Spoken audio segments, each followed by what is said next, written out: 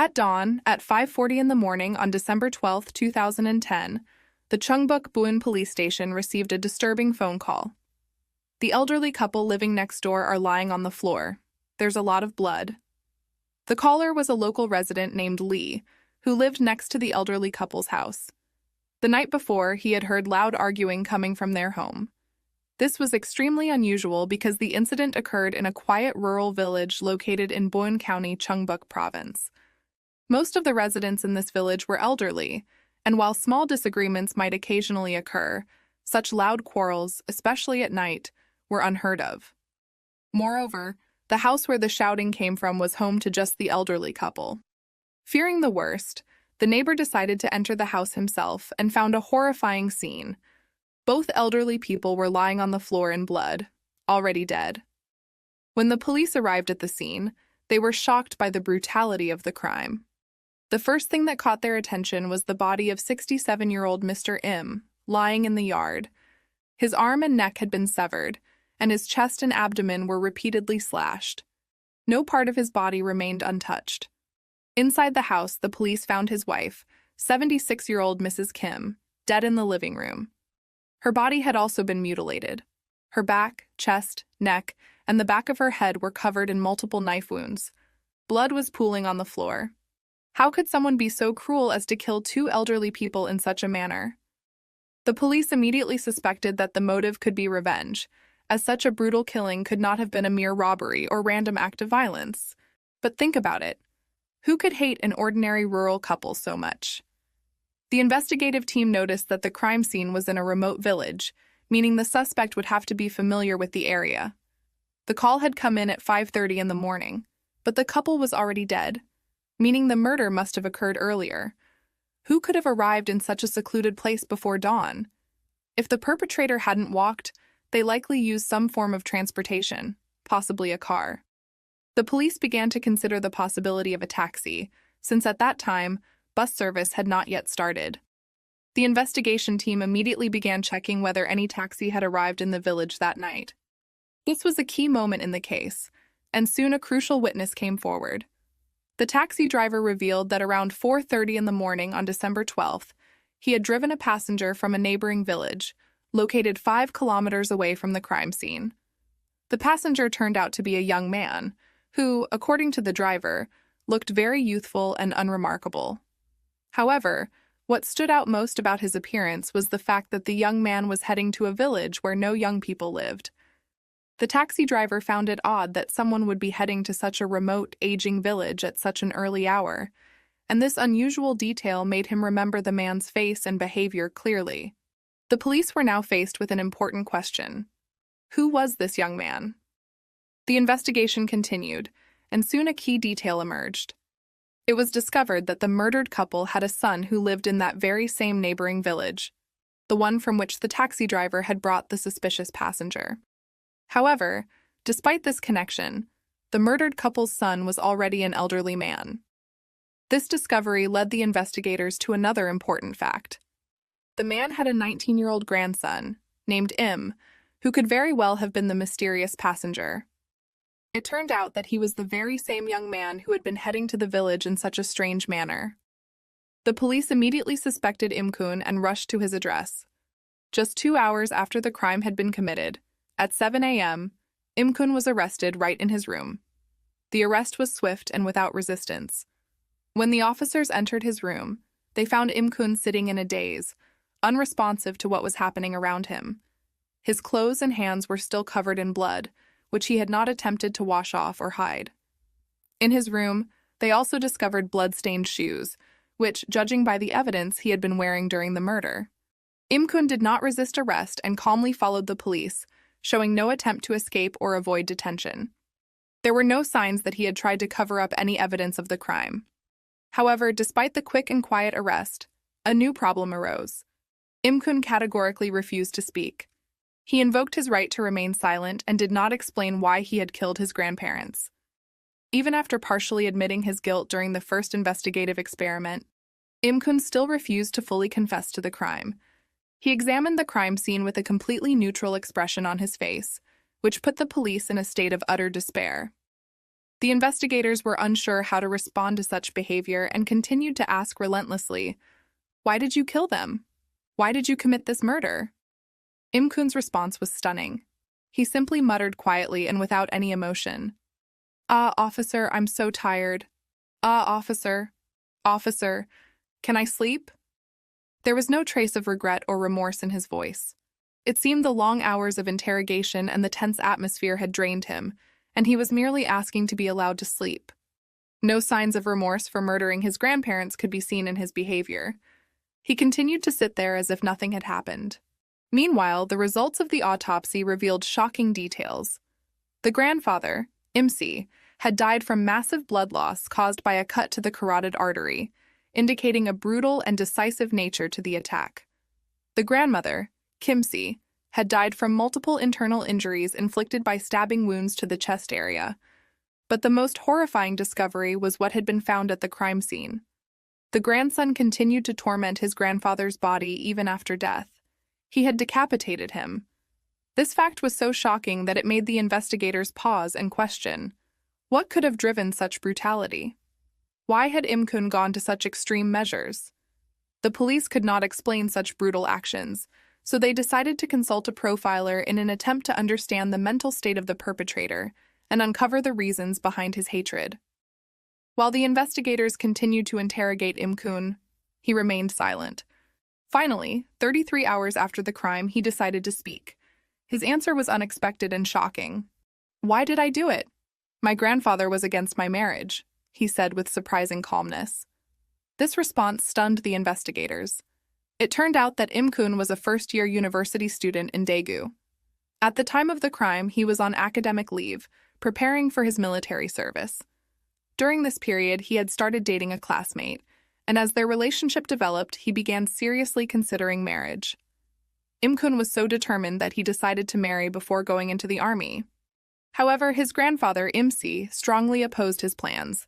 He believed that Imkun was too young for such an important step, and insisted that he focus on his studies and not rush into marriage. This conflict with his grandfather became the spark, which, as it was later revealed, ignited Imkun's fury and led to tragic consequences. To his family, the situation seemed utterly absurd. Imkun was just a freshman, having recently met the girl. His parents and relatives did not understand his decision and opposed his intentions.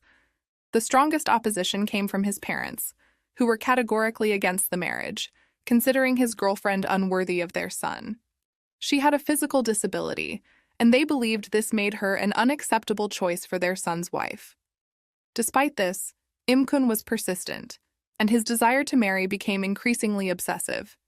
He was a reclusive person, preferring to spend his time playing video games and rarely interacting with friends or family. Nevertheless, he was willing to go to great lengths to fulfill his plans. He took a part-time job to save money for the wedding, and by the time of the murder, he had already accumulated about 2 million won, which he had saved for his future marriage. Despite his efforts, his family continued to resist his decisions. The rumors about his intentions to marry reached his grandparents, who, despite all their love for him, were also against the idea. To them, Imkun was not just a grandson, but almost like their own child. They often helped him financially and supported him in many ways.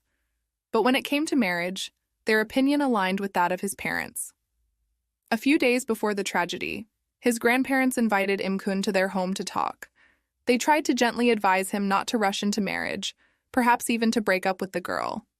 For Imkun, their words were the final straw. He saw them as another obstacle in his path, as hostility that he needed to overcome. After that, there was no other choice in his mind. He decided to kill them.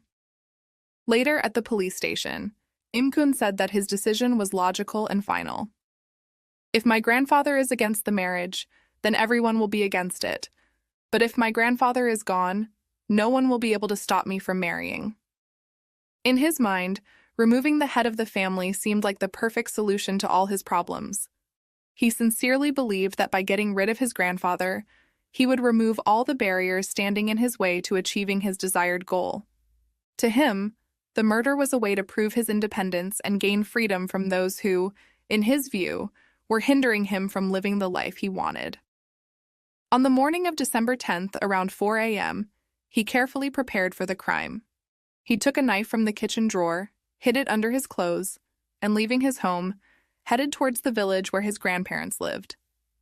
The night was still dark, and everything around him seemed unusually quiet.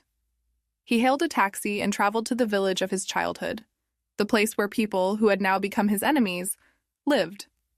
It was still dark outside when he arrived at the scene. Around 4:30 in the morning, when it was still dark, Imkun climbed over the fence that surrounded his grandparents' property. The elderly couple were farmers, and there were many tools scattered around the house that would soon become useful to him. Imkun chose a scythe and a wooden stick, then made his way to the house, ignoring the silence and stillness that filled this corner of the village. He knew his grandparents were elderly, and their response to his actions would likely not be swift or decisive. Entering the kitchen, he grabbed 2 knives and placed them by the door, preparing in case he needed to act quickly. Every move he made was calculated. Every decision was part of his carefully planned crime. He left nothing to chance, and even at the moment of preparation for the murder, he was confident in the righteousness of his actions. All that was left was to wait for his grandparents to fall within his reach and carry out his horrific plan. Quietly opening the door to the bedroom, Imkun saw that his grandmother had started to wake up. She lifted her head, and seeing her grandson in the middle of the night, she asked in surprise, "What are you doing here at this hour?" Before she could finish speaking, Imkun swiftly struck her in the chest with the scythe. His grandmother screamed in pain, and her cry woke up his grandfather. Without wasting any time, Imkun lunged at his grandfather with the wooden stick and without hesitation struck him on the head. The grandfather tried to defend himself, covering his head with the blanket, but Imkun was too determined. He grabbed a bamboo stick that lay outside and with all his strength struck his grandfather several times. It was a violent struggle which gradually moved outside. At this moment, the scythe was back in Imkun's hands. He used it to sever his grandfather's left arm. The grandfather, bleeding profusely, collapsed to the ground, and blood poured onto the floor, turning it into a macabre scene of unimaginable horror. Yet Imkun didn't stop. With insane fury, he continued to strike his already helpless grandfather's body with the scythe, hitting his chest, neck, abdomen, and head. There was no trace of remorse in his actions, only savage brutality. Every movement was fueled by hatred and rage, and soon there was no part of the grandfather's body that had not been slashed. As he died, the grandfather suffered in unimaginable agony, unable to receive any help or protection. Meanwhile, his grandmother, struggling to move, crawled toward the entrance door. She was still alive, but her strength was fading. Gathering the last of her energy, she screamed, "Help!" For a moment, Imkun hesitated, but it was only brief. Noticing that his grandmother was still alive, he quickly grabbed the knife he had left by the door and attacked her again. Several swift and precise strikes, one to her chest, another to her back, and finally one to her neck, ended her suffering. But Imkun's cruel actions didn't stop there. Breathing heavily, he returned to the yard, as if checking whether his grandfather was still alive. To ensure the death had come, Imkun stabbed him several times in the chest. Finally, taking a saw, he severed his grandfather's neck, as if he wanted to make absolutely certain that no chance of survival remained. Everything he did was aimed at eliminating his elderly relatives and, as he believed, removing the last obstacle standing in the way of his goal. Finishing the massacre, Imkun felt neither fear nor regret. He didn't even attempt to hide the traces of his crime, as if everything that had happened was part of his plan. After killing his grandmother and grandfather, he experienced a strange sense of satisfaction. He wasn't in a hurry to leave, acting calmly and methodically, as though nothing unusual had occurred. It was as if he hadn't committed a brutal crime, but had simply exercised his right. Taking a taxi, he leisurely returned home as if nothing had happened. The crime committed by Imkun was shocking in its cruelty and sheer violence. Over a disagreement about marriage, he cold-bloodedly took the lives of 2 people who had once loved and cared for him. This act of violence in his life was not just a moment of madness, but the result of a deep inner conflict and tension that had been building up in him for years. Even after the crime was uncovered, it was difficult to comprehend how such a young man could so mercilessly deal with those who had once been close to him. When the truth about the crime became known, new questions arose. It turned out that the main opponents of the marriage in the family were not the grandparents, as many had believed. but his mother, Jong-si. On the day of the murder, she had also asked her son, "Why don't you break up with your girlfriend?" This added even more mystery to the case. Why, despite such clear resistance from his mother, did Im-kun target his grandparents instead of his mother? There was something more in his actions than just a disagreement over marriage. It became evident that a deeper, more complicated motive was at play in this story, one that went beyond simple family conflict. After the investigation, it was revealed that Im-kun had harbored negative feelings towards his grandparents since childhood.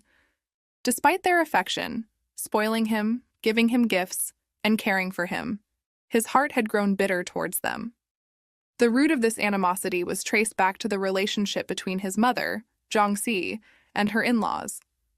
For many years, she had suffered from their harsh treatment, though the exact details of her painful experiences with them remained unknown. One thing was clear: she had been deeply scarred by their cruelty and indifference. Im-kun, as a child, had witnessed his mother's suffering, which gradually fostered feelings of hostility and hatred toward his grandparents. Perhaps he didn't fully understand that the family conflict was the source of his emotional struggles, but it undeniably played a key role in his decision to commit the crime. Of course, Im-kun himself explained his actions by citing his grandparents' opposition to his marriage. However, some believe the reason for the murder was more complex. Perhaps he viewed his grandparents, who had once mistreated his mother, as now oppressing him as well. Or perhaps he resented the fact that the entire family had always followed his grandfather's will. Subsequently, Im-kun stood trial on charges of murdering his relatives. The first trial was held with a jury. Im-kun's defense lawyer insisted that his client had suffered from depression and other mental disorders since childhood, arguing that at the time of the crime, he was in a state where he could not clearly distinguish between right and wrong. But was this really the case? Im-kun had never received treatment for mental health disorders. Except for his extremely introverted nature, there were no significant problems in his school or family life. This makes the crime even more mysterious. At first glance, Im-kun did not raise any suspicions. Nevertheless, the court did not find him legally insane. As a result, all 7 jurors unanimously found him guilty. The brutality of the murder and the desecration of the bodies made the crime so horrifying that forgiveness was impossible. Based on this, the court sentenced Im-kun to 22 years in prison.